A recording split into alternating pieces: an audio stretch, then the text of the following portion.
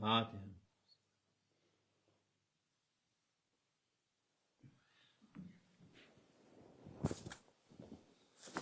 السلام عليكم. والصلاة والسلام على رسولنا محمد سيد الأولين والآخرين مدد يا رسول مدد يا سادات أصحابنا فاستر الله إن شاء الله فاز داسا إن شاء الله مدد طريقة مع الصحبة والخير في الجمعية. Allah Azze ve Celle'nin her yarattığı şeyde hikmet var. En mükemmel yarattığı insanoğlu. Ona yüksek mertebeler verdi. Onun verdiği vücut şey olarak başka mahlukattan daha zayıftır ama anında akıl vermiş. O akıldan hepsinden hakkından geliyor. Yani hiçbir şey insanın elinden kurtulmuyor. En zayıf mahluk olduğu halde en çok hepsini fazla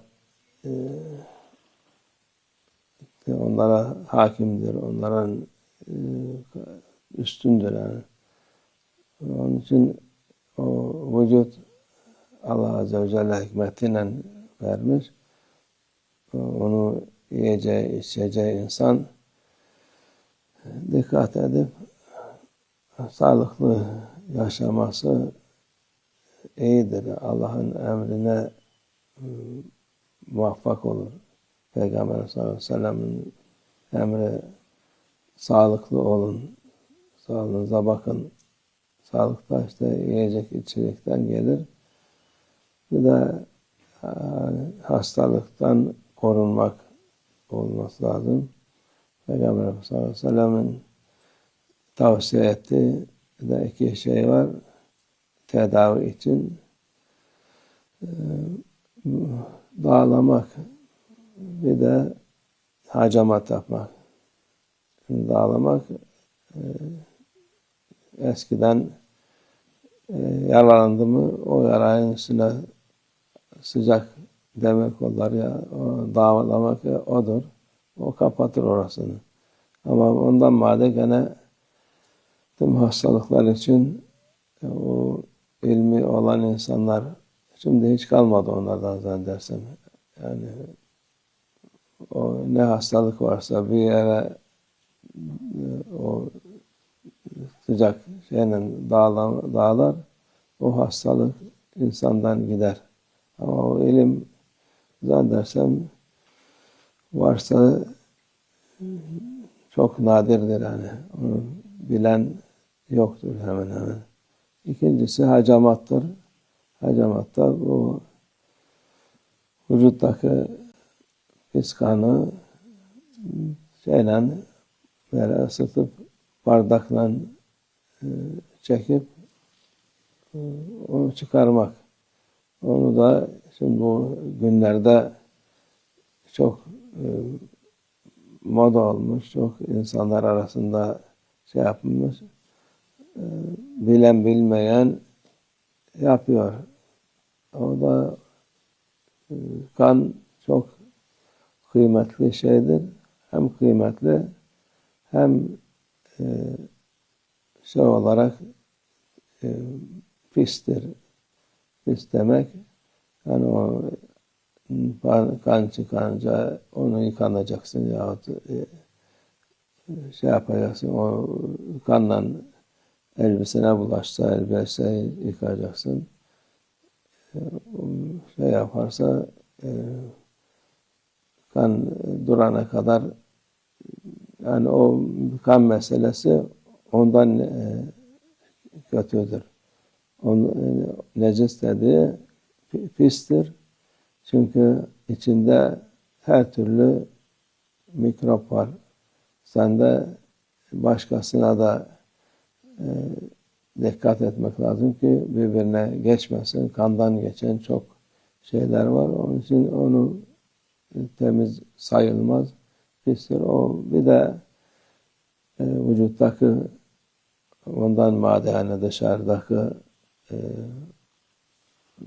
şeylerin, meselelerden dolayı başka insanın içinde de o kan bazı hepsi temizlenmiyor. Senede bir defa yaş yani 30'dan sonra olduktan sonra 30, 40, 50 ne zaman olursa hacamat senede bir defa yapılsa iyi olur. Dediğimiz gibi insanlar şimdi eline gelen almış pompayı sana hacamat yapıyorum diye şey yapıyor. Pompayla bir defa olmaz. Pompa çünkü senin pisi, temizi hepsini çeker.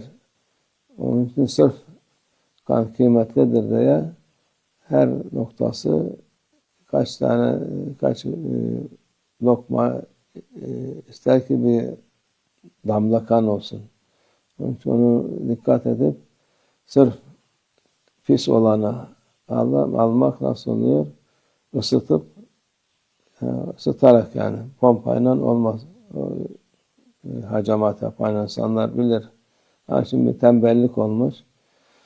Pompayı alır eline koyuyor, yapıştırıyor. Ondan sonra o ne kadar çok kan çıktı, çok pis çıktı. O hiç şey değil yani. Doğru değil. Bir de zamanı var, vakti var. En iyi zamanı bu zamanlarda. İlkbahar ya sonbaharda kan vücutta o sırtta, başta yani toplanan yerler var. Oradan alınır. Onun erbabı ustası var. Günü de var. Günü de var, saati de var. Yani öyle önüne gelen şey yapmasın, bilmediği insanlardan, emin olmadığı insanlardan kan aldırmasın. Dikkat etmek lazım. Her türlü şey var. Bu zamanda işte duyuyoruz. Mikroplar, hastalıklar, her tür şey var. İyi olacağına daha kötü olur. Onun için vücut emanet, Allah'ın emanetidir. Onu dikkat edip temiz olarak alınacak hastalıklar, yani kan alınacaksa, kan şey yapılacaksa dikkat edip onu alıp faydası olur öyle. Öteki türlü fayda değil de zarar da olabilir. Allah muhafaza etsin. Bu işte dediğimiz gibi en iyi zamanlar ilkbahar ve sonbahar. Yani ilkbahar dediğimiz ilk şey değil. Mart, Nisan değil de yani Mayıs, Haziran gibi ya Ekim, Kasım gibi o zamanlarda olur. Bir defa senede ama ihtiyaç olursa bir defa daha. Şimdi bir de çıkmış ayda bir alıyorlar. Şey değil ki bu kan her ay insanın kansız olur.